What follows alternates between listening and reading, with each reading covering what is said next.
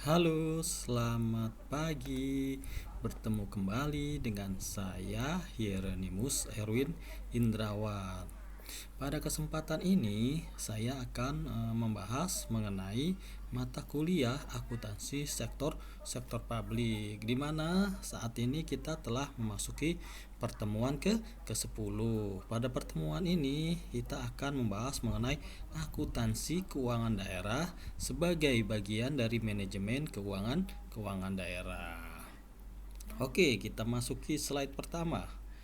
Keuangan negara dan ruang lingkupnya secara rinci sebagaimana diatur dalam pasal 2 Undang-Undang 17 tahun 2003.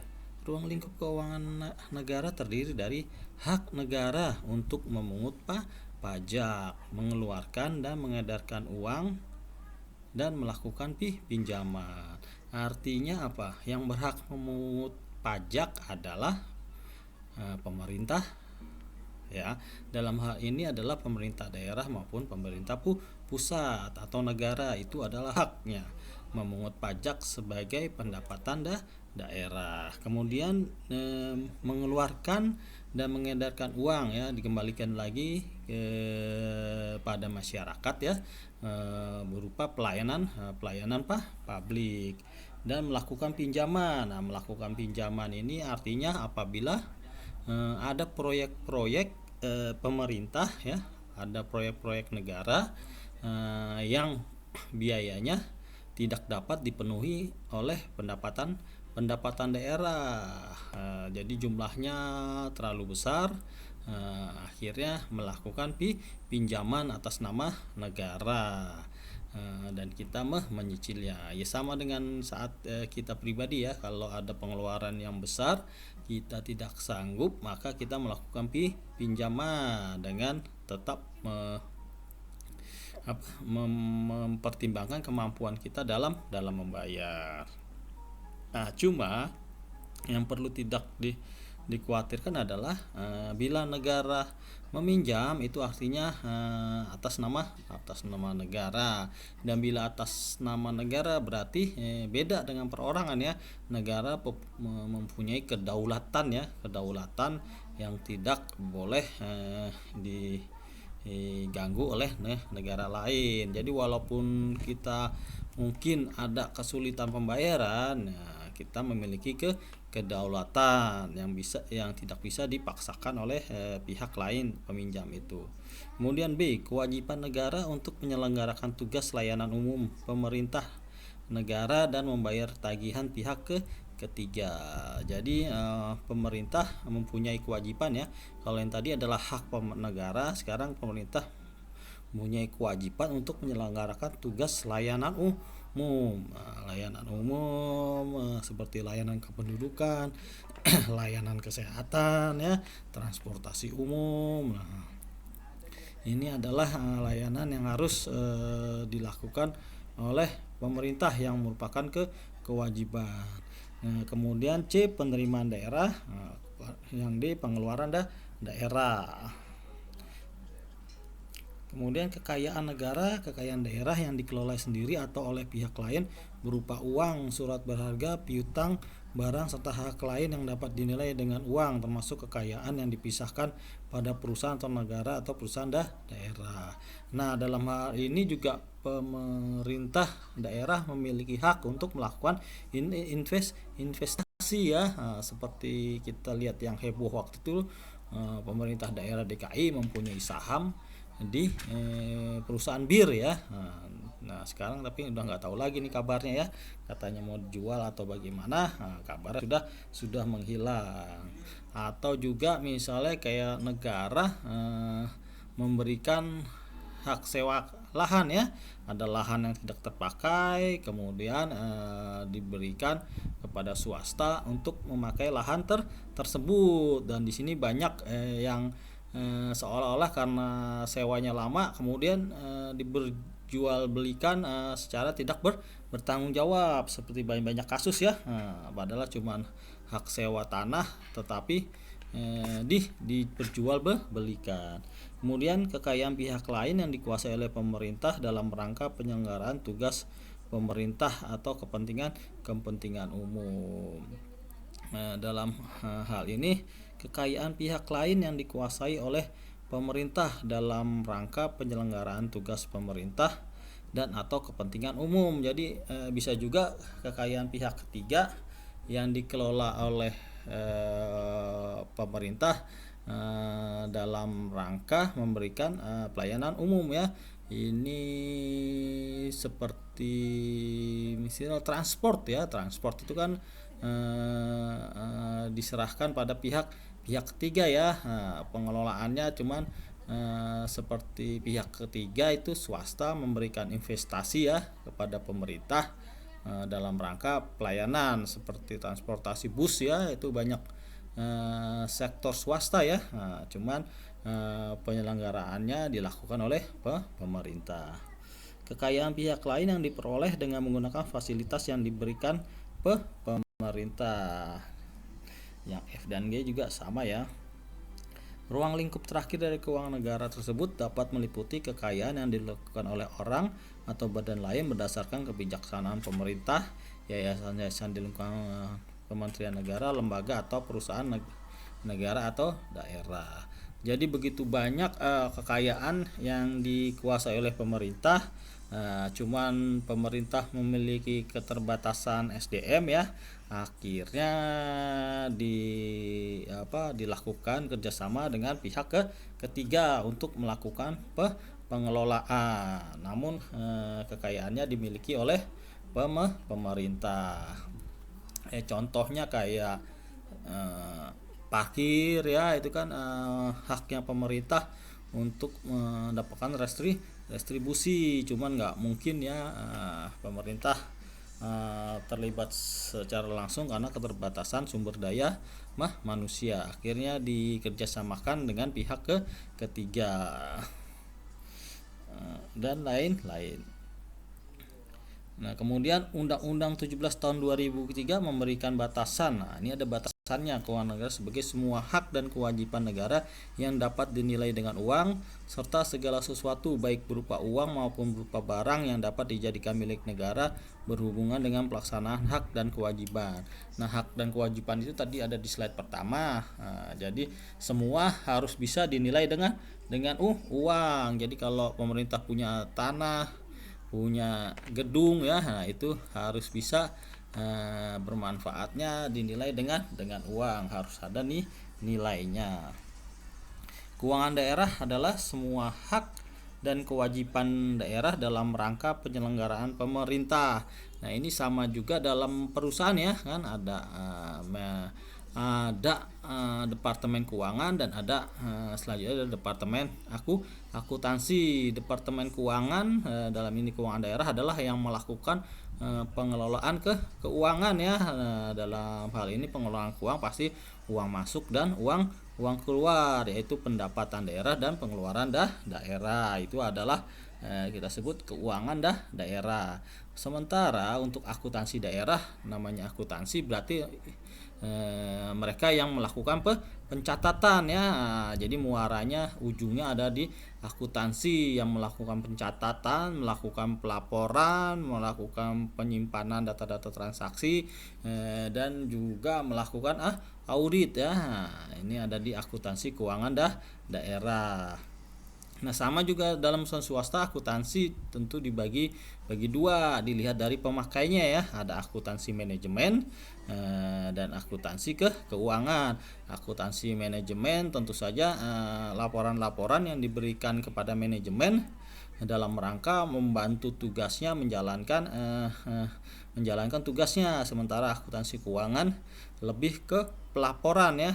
Akuntansi keuangan lebih concern ke pelaporan kepada pihak luar. Pihak luar di sini adalah maksudnya bukan manajemen ya.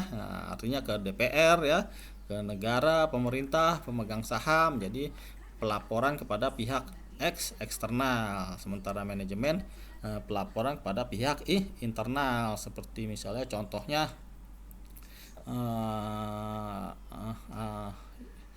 berapa misal bantuan sosial yang sudah dikeluarkan ya, sudah mencapai target belum. Nah, itu kan.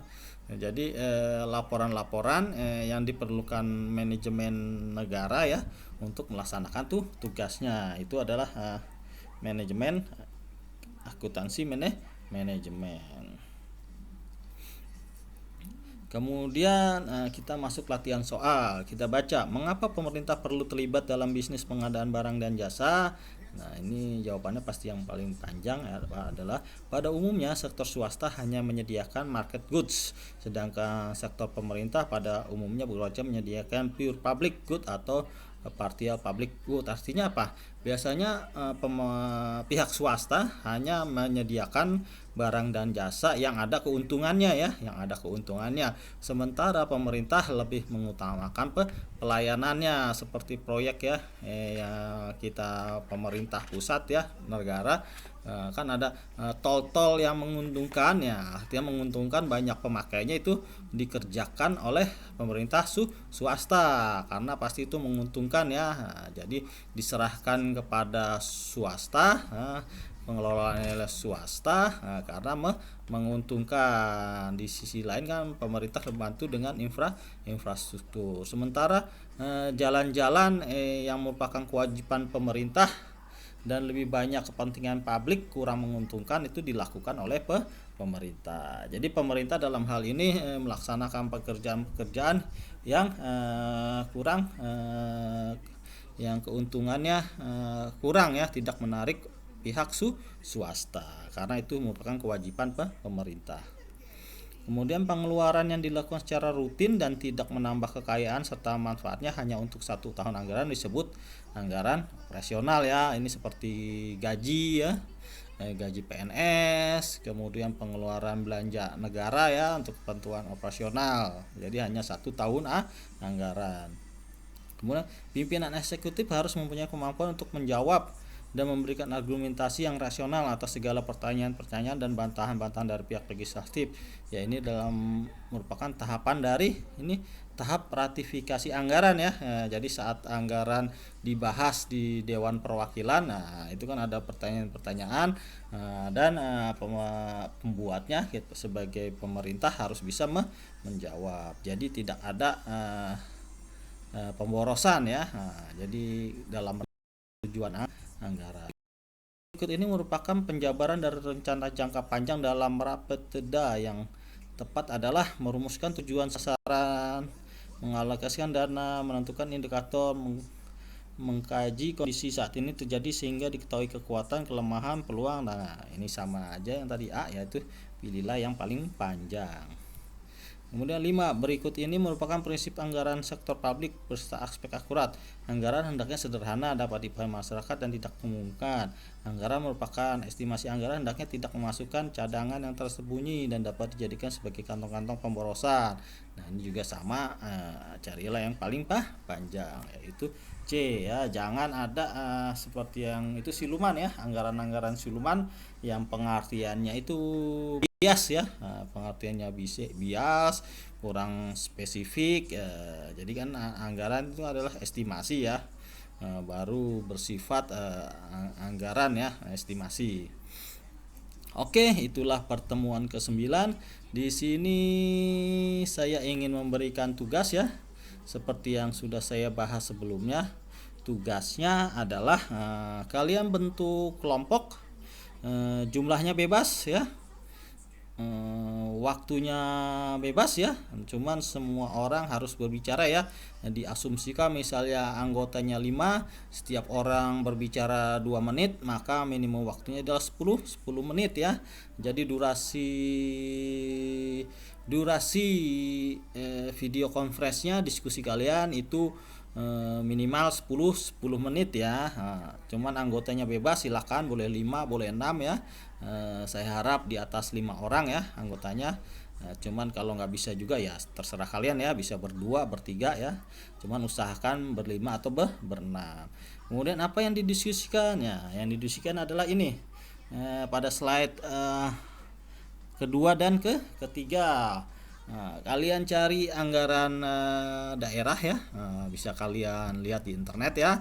Nah, dari kalian berenam silakan, di sini ada A, B, C, D, E, F, G ya. Nah, G kalian pilih masing-masing 1 poin ya. Nah, kalian lihat, kemudian misalnya kalian anggota pertama membahas hak negara memungut pajak. Nah, di situ kalian lihat di anggaran daerah, pajaknya ada pajak apa aja sih pemasukannya ya.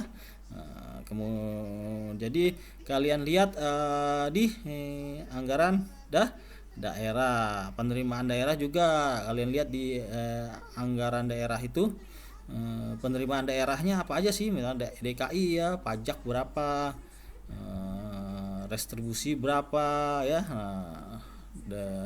penerimaan daerah, sumbangan pemerintah pusat berapa, kemudian juga pengeluaran daerah kalian sebutkan, kemudian kekayaan daerah yang dikelola sendiri atau pihak lain ada nggak di dalam anggaran tersebut ya. Kekayaan pihak lain yang dikuasai oleh pemerintah dalam rangka penyelenggaraan tugas pemerintah. Jadi ibaratnya di sini kalian mencari anggaran daerah ya, anggaran daerah, kemudian kalian telaah sumber ya.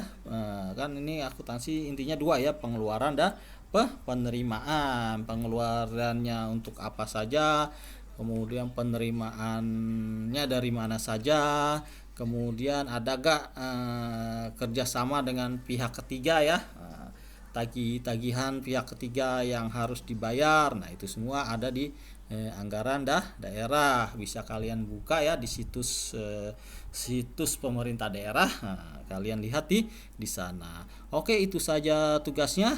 Jadi bentuk kelompok, kelompoknya bebas, durasinya minimal 10 menit. Setiap anggota harus berbicara ya dengan menyebutkan namanya. Bila kalian belum berkenalan dahulu ya. Oke, itu tugas dari saya. Waktu pengerjaan 5 hari. Silakan kalian lakukan diskusi melalui telekonferensi ya, konferensi video ya.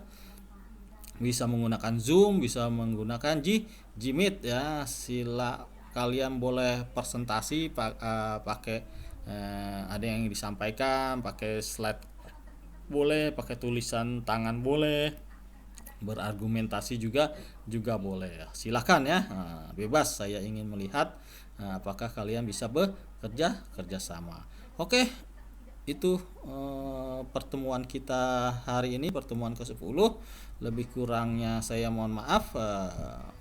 Mohon tugasnya dapat dikerjakan dengan sepenuh hati ya. Oke, sampai ketemu di pertemuan ke-11. Salam.